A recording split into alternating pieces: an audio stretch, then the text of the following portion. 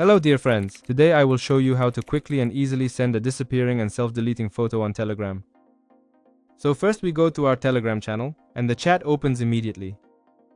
It will not be open for you, so you will need to open it for whoever you want to send the photo to. Next, click on the paperclip in the lower left corner of the chat, and here you can choose a photo or not.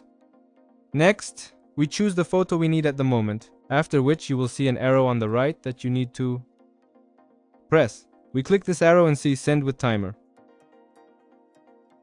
We press this button and choose the time, 1, 2, 3, 5 seconds. These are the seconds indicated. About how much you want your reader to look at this photo, your opponent. Next you click Send with Timer, for example 1 second, and the photo appears like this with a little spark in the chat. That is, when your opponent or your friend looks, this photo will disappear and be deleted. If you found this video useful, please subscribe to the channel and like it. I will appreciate it.